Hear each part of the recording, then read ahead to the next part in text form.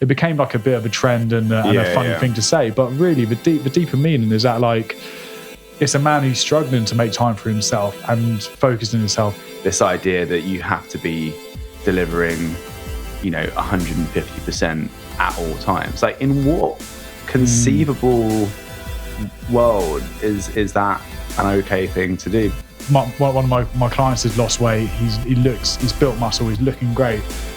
And then his wife is like, "Oh, your legs are small." And I'm just like, and now he's just like, "Okay, give me some leg exercises. How do I get bigger legs?" I was like, "Mate, look at your transformation. You've done so well."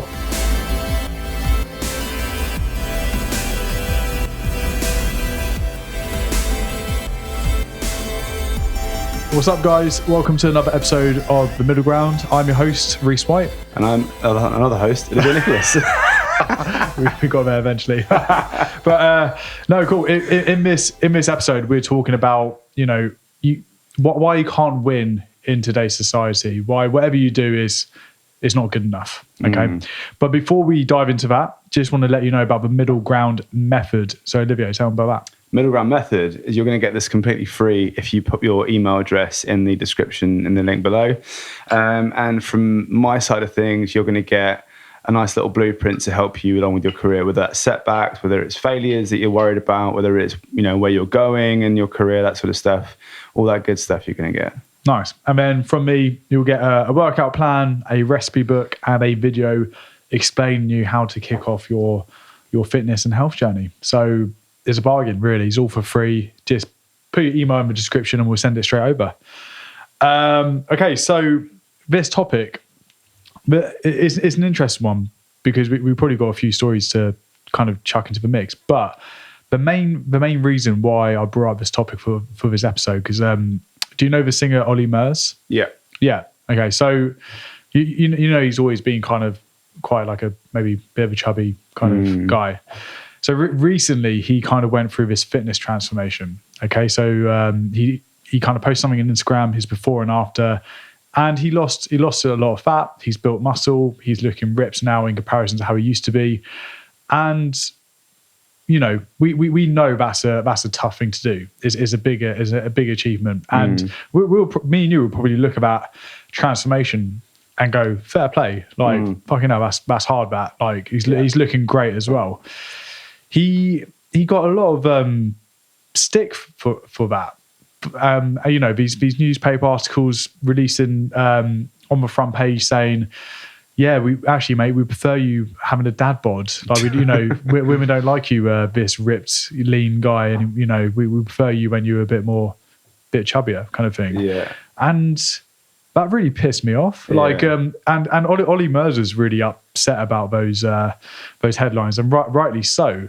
Like, it felt like this guy has kind of transformed his life. He started improving in his health, but he's still getting stick for it. Do you know what I mean? Like, and that's why I kind of thought this would be a good topic to talk about, because there's loads of examples where it feels like no matter what you do, you can't win, or you can't please everyone, or someone will have an opinion about it. People love to have an opinion. Yeah, but it's just like, for me, it's just like when someone's trying to improve their health, why is that such a big problem?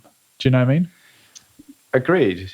It's like I said, I think people just love to have an opinion, don't they? Like it's kind of sad, really, that if it goes in that direction, because there are so many, from someone speaking from experience, right? Like having been a fat kid growing up and actually then later on in life battling with weight again since everything that happened in London when I got attacked.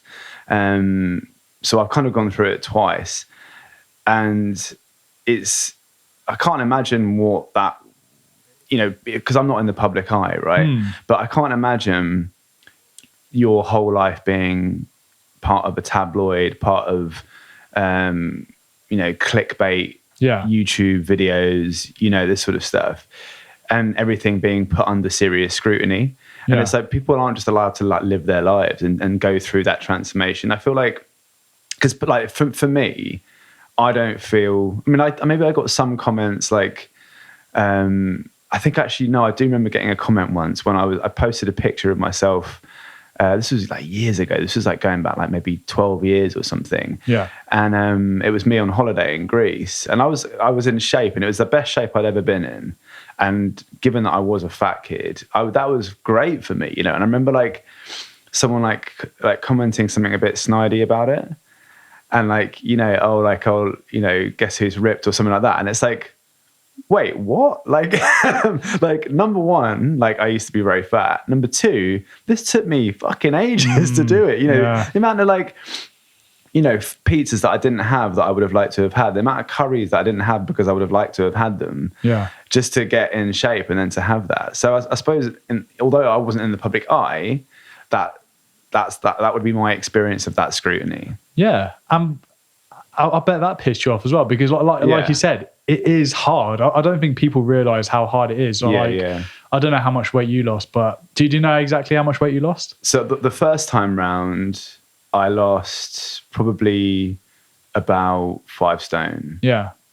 Fuck, that's a lot. Yeah. And so like I went through a 16, 17 kilo fat loss transformation.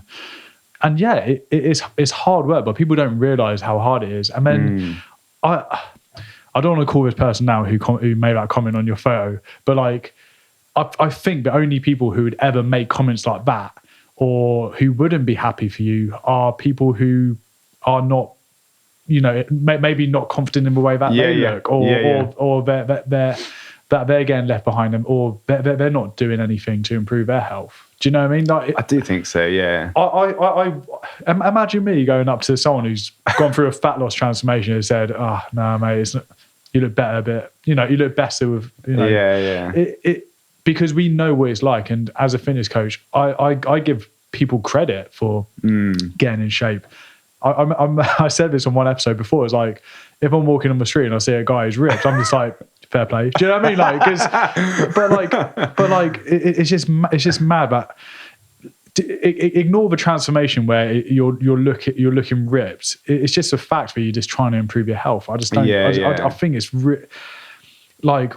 it's really bad that now it's become like a bit of a fashion to have a dad bod. Like I kind of hate the term dad bod now because it's almost another way of saying like a man who a man who's okay. But if we dive into the reason of what it means, like a dad bod is when maybe a guy has kids and he lets himself go, you know, and his health is declining, and like it became like a bit of a trend and a funny thing to say. But really, the deeper meaning is that like it's a man who's struggling to make time for himself and focused on his health because maybe he is going all in on work and overworking, and he's given to his partner and his kids, and he and you know maybe he does drink on the weekends, has a bit of a escapism. Do you know what I mean? It's like there's a deeper meaning behind that. Oh, without a doubt.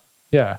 I think people need to be more like a bit like you're saying, like when that guy walked past and you're like fair play, like a bit like that needs to happen more. Like for example, like in the gym the other day, there's this woman, and I don't know if you've seen her actually. Like she's always on like the bike, and she's like loads of tattoos.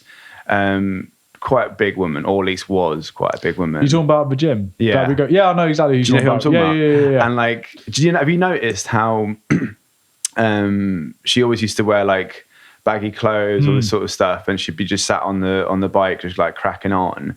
I saw her on either Tuesday or Wednesday, and she's wearing like I think like a not bikini, but a sports bra and like leggings, and like looked like she lost a shit ton of weight. Yeah, and she's pushing some serious weight on the sled push. Right, exactly. In fact, she was on that when I went up. So I went up to her, and I was like, "Do you mind me just saying? Like, I hope you don't mind me saying like." Watching, you know, your fat loss journey has been nuts. Like it's really like impressive to see how much like, I don't want to say like how much weight she lost because it's implying that it's a bit of a tricky one to word, isn't it? But it's like your progress, it's been amazing. Like you look great. Like just wanted to say that I'm really impressed, kind of thing. She loved it. She's like, oh, thank you so much. You know, so kind of you to say. Yeah, and what's wrong with that? Do you know what I mean? It's like, I don't know. If people do prefer Oli Mers with a dad bod, then I think that's saying something more about them. I agree with you. I think your point earlier that really resonated was like, when you said about like not wanting to call that person out and saying it maybe them that feels insecure, I think you've hit the nail on the head. I think this all comes from people only talk shit if they're not feeling great themselves. Yeah. You know what I mean? Yeah. It's a bit like, you know, like the idea of like relating it to kind of like maybe businesses or something. If you're envious of someone who's further along in their journey in their business or whatever, it's probably because you've got some work to do on yourself and how you're feeling about your business. Do you know what I mean? I think I completely agree with you. I think it's a projection from the individual. Yeah. Yeah. I think, again, based on my experience, it's like, if you train too much, then you're like obsessive. You're like obsessive with fitness. If you have rest days, you're not doing enough. There's always where you know, wherever you do, you can't, you know, if you eat healthy, then you're boring. If you then go out for a dinner and have pizza, you're a bit of a failure in your diet. Do you know what I mean? It's just like, I just feel like this, especially in fitness, and we'll go into more about business and work, but I just feel like you can't win. Especially at work. It's like, I don't know whether you went through this, but like when you're trying to get healthy and lose weight, obviously people notice the changes in you, but not everyone is on board with it. You know, It's just like you have to say no to a few pints at a business meeting or or work social, or there's always Sue, the office manager, going around with sweets, celebrations, and if you say no, she makes you feel like a bit of a fucking idiot for not doing it, or you're the weird one. Yeah, do you know what I mean? And it's just like, fuck off. Like that actually, a similar thing happened to when you said like Sue, what is she? The office manager. Fuck Sue. But we had like a similar kind of Sue, but it wasn't like a person. Yeah, it was a situation. So basically, like, in my last job, they had we had obviously the Brighton office, we had the Berlin office, and we had the New York office. Oh, nice. And so we would do kind of these sort of transatlantic visits, which was good fun. And in the New York office, they always had fucking donuts everywhere and like sweets or candy, whatever you want to call it. Just like all laid out. And then like all it took was for like a couple of visits from the guys from Brighton, and they're like, well, hang on, the New York office has like donuts and sweets and stuff. Like, how come we can't have that? We had like fruit bowls and stuff, and all that sort of stuff. And then so we got back, and then they tried to like implement it in Brighton, and I'm like, hang on a minute, like I'm not going to just sit in front of a bowl of Tang Fastics, which is the best sweet in the world, like just all day long. Do you know what I mean? And not eat them. Yeah, and I don't have an off switch. It's like it's a whole bowl. You know what I mean? It's tough though. It is tough, and it's making it harder for you to resist that kind of stuff. But people will notice if you don't. Yeah, exactly. If you choose not to take it. Well, because we actively try to like fight it. Yeah. Do you know what I mean? They're like, what are you doing? Like, it's just like free sweets. Why would you say no to free sweets? Like, well, I don't want to. You know, I'm trying to stay in shape. You know. But I feel like I don't know if there is a Sue or the office manager, but like, I'm sorry if there is. But like, I feel like with people like that. From the various jobs I've been in, there's always been someone like that in the office. Yeah, and it's like they're bringing in a massive box of sweets in the office. Yeah, and giving it around to everyone just so they could have. They don't feel guilty having a lot. Do you know what I mean? And so when you say no, they're kind of like, oh, come on, it's fine. But they're kind of, I feel like they're justifying. But in their head, they're justifying saying, oh, everyone else is having sweets, so I could have them. But do you know, I hadn't even thought about it like that. Seriously, I clocked onto that. I was just like, you just want me to take this sweet so you don't feel bad that you're. Did you say that? No, I wouldn't say it, but I'm thinking it. I was just like, you shouldn't be pushy. Like, a no should be a no. Do you know what I mean? Like, if I offer someone something and they say no, it'd be a bit weird if I just keep just won't give in. Do you know what I mean? You sure? Like, like, you sure, mate? Like, yeah. So. I don't know, but no, I hadn't even considered it from that point of view. But you're right; it's like they're trying to self-validate, I suppose, aren't they? Yeah, and sometimes I hear my clients go through it. It's like one of my clients has lost weight. He's built muscle. He's looking great. And then his wife is like, oh, your legs are small. And I'm just like, and now he's just like, okay, give me some leg exercises. How do I get bigger legs? I was like, mate, look at your transformation. You've done so well. Yeah. What the hell is she talking about? And I'm pretty sure Emily said, like, when I lost 16 kilos, she said, oh, your bum is small now. And I was like, Well, yeah, I've lost a lot of fat, and I don't, the body doesn't decide. Like, you don't decide where you lose fat. Like, you're going to lose fat everywhere. Unfortunately, my ass is smaller, but I don't give a shit. Do you know what I mean? Like, that's so funny. It's so funny because I actually get the same shit from Robin. Like, genuinely, like, she was like, "You're such a small bum." Like, yeah, and like we could joke about like all these things, but I suppose like when it comes into other aspects of life, but then where you feel like whatever you do is not enough, I feel that's where maybe people then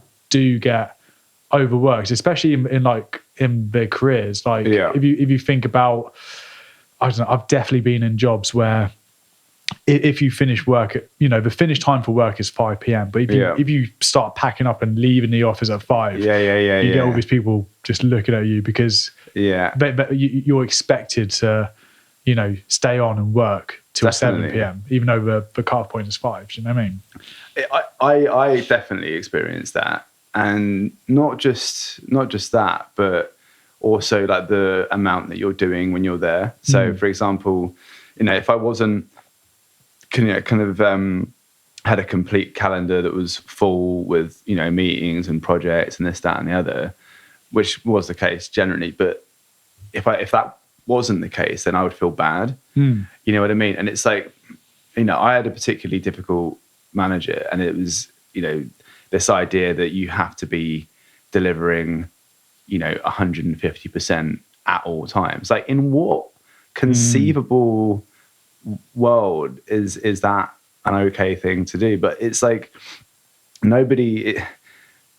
it's happened for years, isn't it, in corporate industries, where that expectation is so high that it's like the sort of the carrot, the donkeys, the donkey or the horse that chases the carrot? No, I like carrots. They both like carrots. I can never remember. But you're never going to get the carrot, right? It's just never going to happen. And it's that expectation. So that idea of enough, there's never enough, right? So and to the point where when in the rare situations where I felt there was like downtime, I would actually feel guilt. Yeah. Do you know what I mean? Which is nuts, isn't it? Which is nuts. And do you know what's funny? That has actually stayed with me. I actively have to work against that feeling. Like, for example, like, I took 2 weeks off recently. I didn't feel guilt for that because that was deserved, and I absolutely was, cashing that sort of like work in for a well-earned holiday. But when I got back, like recently, I felt like I had to then fill my diary. Do you know what I mean? I think we spoke about it in the gym very briefly. Like, when I think you were saying like you kind of eased into it and I hadn't. And that it's probably that residual, those residual feelings from when I was in my last role, of that guilt of when you're not doing something. Yeah. Do you know what I mean? Yeah. So it's obviously stayed with me. But then, like, what would it take for you to be satisfied with that? Do you know what I mean? Like, would you ever reach a point where you're like, I'm pretty satisfied with what I've done, or work-wise? So I'm actively trying to change my mindset around it. So I think if I continued in that way of doing it, then the answer is no. We've never been satisfied because there is never enough. Yeah. But because I'm actively trying to change that, for example, like after this, I've got a webinar and I'm actually just going to take the afternoon off. I've been working my arse off all week, like, literally so hard that I'm just going to take like 3 or 4 hours off in the afternoon and just chill. Yeah. Do you know what I mean? And it's like, so I'm actively maybe that's an example of things that I'm trying to do to like almost like a pattern interruption. Yeah. Do you know what I mean? It's like, and it's also because it's right before the weekend, it almost feels like it's acceptable as well in some ways. Do you know what I mean? Yeah.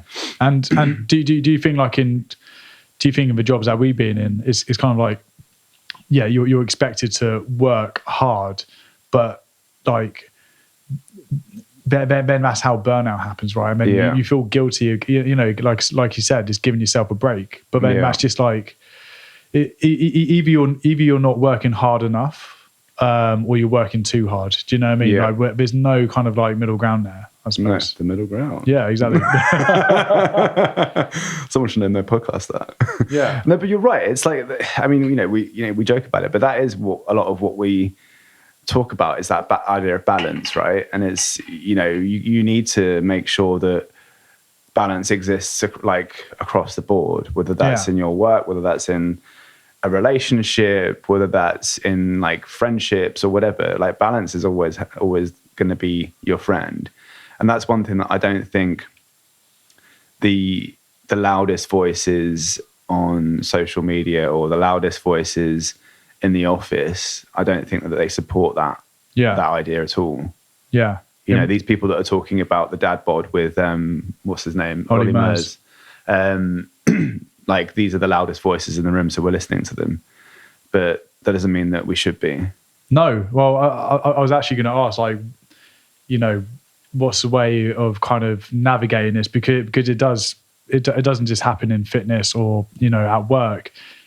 It seems like anything that you do, there's always people have an opinion on it or try and bring you down. And I suppose the solution is to this. And I remember talking about this on one of my podcasts, or our podcast, sorry, about the one thing that changed my life or that I'd recommend anyone, or even going back to my younger self and telling myself this, is just don't care what people think. If you can't please everyone or people always have an opinion, it doesn't matter what you do then, doesn't it? Do you know what I mean? Yeah.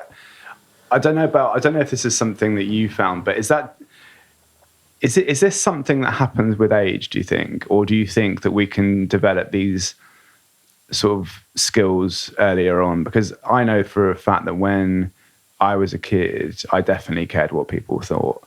And it took a lot of work to get around that. And I think that even to some degree, I still have it a little bit. Yeah. But it's kind of mellowed a little bit. So I don't know if that is an age thing or whether that is like, a kind of a growth thing, not outside of age and just more in terms of personal development, like therapy, X, Y, and Z, all this other stuff. You know what? That's interesting. I think when you're growing up, when you're going through your teenage phase and maybe to university, and you're kind of like going through your 20s. I think the most important thing is acceptance. Right. Just being accepted by people, and that's why we do care what our friends think, and and I think you do try and please people more. But I think the older you get, I find this with myself anyway. I've got to a point where I've got a beautiful family. I've got a solid group of friends. It sounds a bit weird. I feel like I don't need to expand my circle any further. I'm kind of like happy with what I've got. Like along the way, they've stayed as good friends, and you kind of, you pick people off. Like, people don't. Not everyone has has stayed friends with me. Do you know what I mean?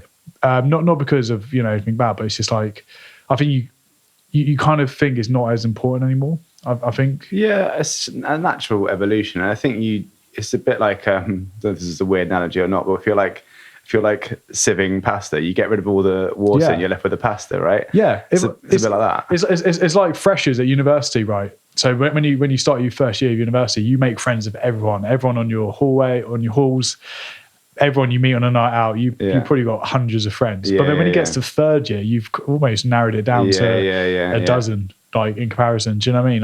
I think you just over time you just realise that.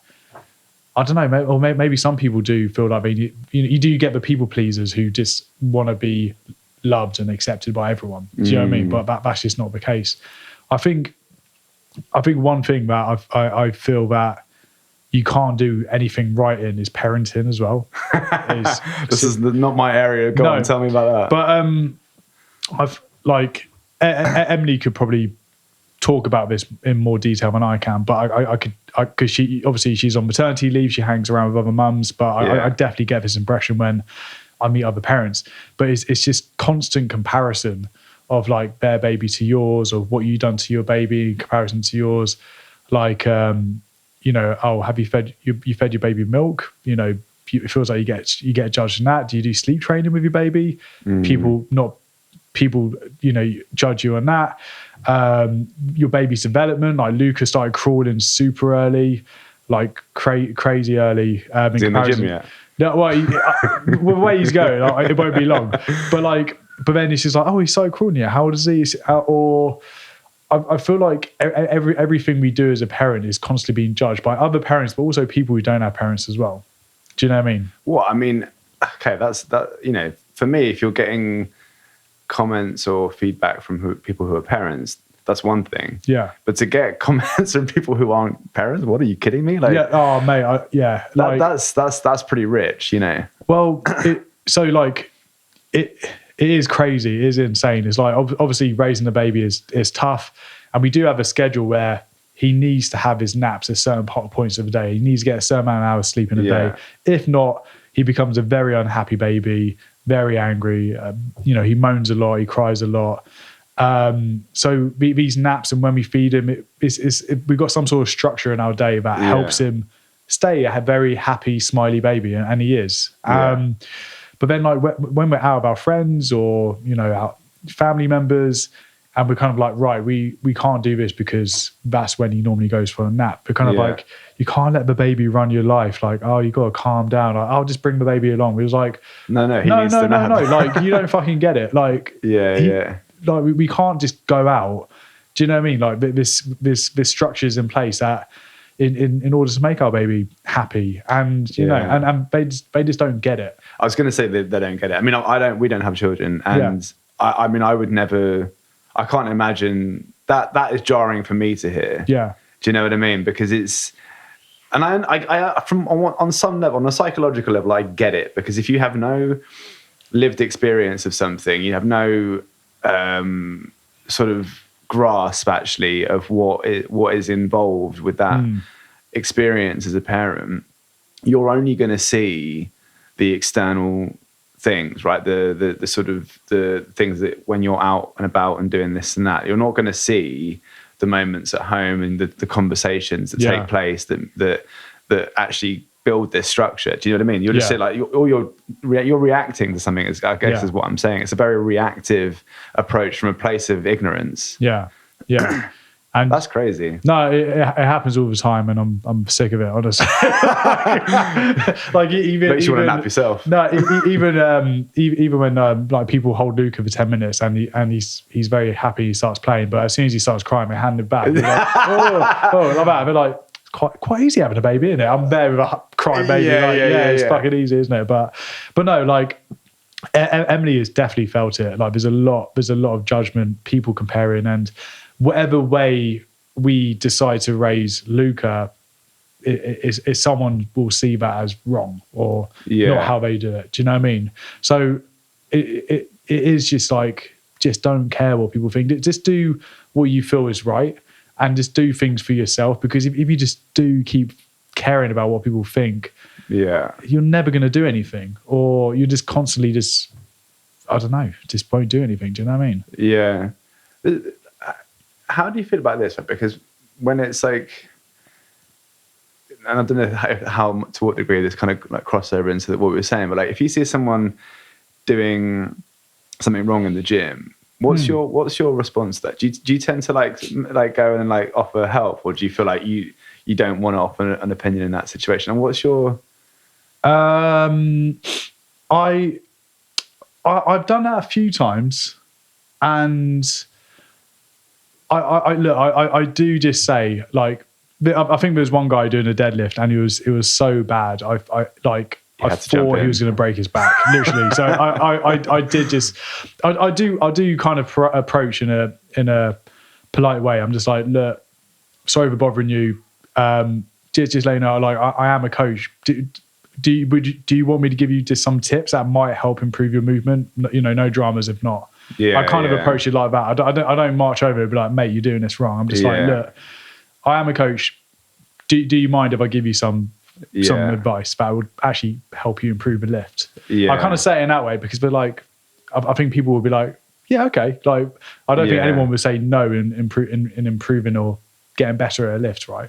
Yeah, no, fair enough. But I can see maybe how it could be taken the wrong way. Like I said, I don't think it's right or wrong. Like, like you could approach that guy and say, look, I want to help you out because you're doing this movement so wrong. That could be a good thing to do, but people will think, fuck off, Rhys, like it's nothing to do with you. Do you know what I mean? Again, that's another example where wherever you just do, if you leave it or you go and try and help, people will think that you should have gone to help that person, or you shouldn't. Do you know what I mean? Yeah, definitely. Because I mean, you do see it, and I think possibly the only time that I've intervened is, and I say intervened, but that sounds a bit drastic, but like any time I've gone over to maybe offer some advice is the same thing. Yeah. When I was like, this is like an injury waiting to happen. Yeah. You know, like bent over back, trying to like lift something. It's like, you are going to break that. Like, it's similar to what you're saying. But to be fair, I didn't say that. No, like, I think it's down to the person as well. Like, if someone is offering help, I would see that as quite I wouldn't be bothered by that. Do you know what I mean? But that's you though, isn't it? Because it's like there's two people that have to be accounted for, isn't it? Because like you could say the same thing to 5 different people and get 5 different responses. Yeah. Do you know what I mean? And it's like you're the sort of person that would be receptive to that. Same as me. I've had people do it to me, and I would be receptive to it. But some people they aren't. Yeah. For a myriad of reasons, you know. Oh, you know what? Like, what one thing that happened that like this infuriated me so much. Like, I was on holiday with Emily and her family, and the day before, maybe 2 days before, I did a very heavy deadlift. But I'm obviously a coach, right? I know what I'm doing, and my form was perfect. And I lifted this weight; it was super heavy, and it looked great. And then and then on the holiday, Emily was like, "Oh, show everyone your deadlift thing," and I showed it, and they were telling me I was doing it wrong. Like, you know, one of them was like, "Are you supposed to do it like that? Aren't deadlifts like this?" I was like, "No." And then like, but Emily's mum is a physio. She's like, "Oh no, but it's dangerous. You shouldn't do that." And I was like, It isn't dangerous. I've done it with a perfect form. 1, you don't know how to do it. 2, you're like, you're okay. You're a physio. I get it. You probably have helped hundreds of people who have done their backs in because of a deadlift. But that's because they didn't know how to do it properly. But I've got these people who never go to the gym telling me that I'm doing the deadlift wrong. I was like, you fucking insane. I flipped out. I love that. Yeah, I was just like, I got so angry. I love that so much. Yeah, I couldn't believe it, honestly. And so, but I'm leaving it as that anyway. Yeah, so basically, you can't win. Even though I've lifted some, I don't know how much, 200, 210. Yeah, you're clearly over it as well. Even, like for me, that lift was a big deal. And then all these others, imagine these 2 people who never stepped in the gym before going, I think it's dangerous, or you're doing it wrong. You'd be like, I think it's fine. Do you know what I mean? I don't know. I wish I'd have been a fly on the wall. Oh, mate, honestly. You know what? But even though that must have been 5 years ago. Oh, yeah, okay. It's still you've forgotten all about it. No, absolutely not. I've let them off now. But actually, looking back at that, I shouldn't have lost my shit, which I did. I did completely lose my shit. I was just like, you guys don't know what you're talking about. But I should have been like, no, actually, it's not dangerous because I'm doing X, Y, and Z, and actually just explain because they don't know. Do you know what I mean? Like for them, they probably just see all these short videos of people doing deadlifts, horrendous, like really bad, and they just assume I'm doing the same thing. But like, you know, I don't know. Yeah. That's a lesson for me, I think, next time. So as a kind of roundup, what would you say like is advice that you'd give to someone if they're maybe in their fitness journey and they're getting this maybe similar sort of mess? I mean, hopefully they're not, but like they're going through a similar sort of difficult time where people are maybe like snagging at them for going too hard into the fitness thing. I would say one, obviously, it is tough because you don't want to go into work and get nagged every day that you're being boring or you're no fun anymore.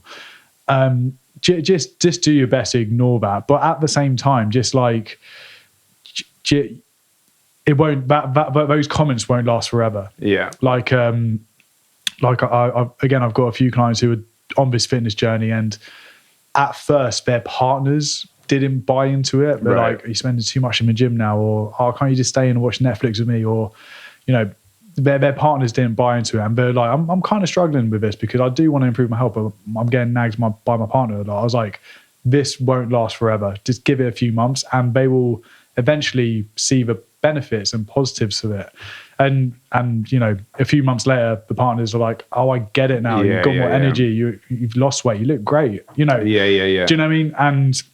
And I felt like when I was going through my fitness journey, I got a little bit of a hard time from Emily at first. My mates, definitely, people at work. But eventually, because I felt like I led from example. Now all my mates are into fitness. You know, Emily's into fitness now. The people at work run marathons now. I'm not saying I'm the reason for that, but they will. Those people who are giving you shit will eventually catch up and meet your standards. Yeah. So lead by example and just ignore the noise and keep doing what you're doing. And people can't give you shit for that forever. No, I agree. And then from my point of view, I was going to say, like, from someone, you know, who feel like they need to work or they're struggling with burnout, or the pressures of doing more. Yeah.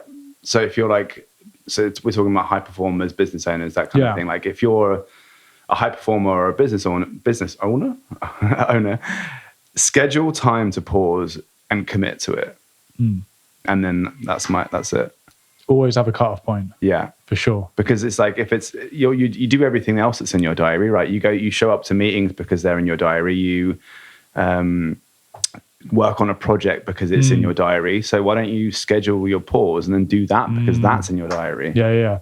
It's like me. Like when it hits 5 p.m, I'm done with work. And it's probably harder being self-employed because we do just want to keep working on our business and improving it, but. Yeah, when I'm watching Netflix with Emily, I'm still messaging my clients or on my phone, and she's like, come on, this is not good for me. I'm like, right, I do need to learn to switch off, and I've never looked back. Yeah, great. All right, guys, don't forget to subscribe and tune in next week for another exciting episode of The Middle Ground. And don't forget the free middle ground method. Middle ground method. Nice. All right.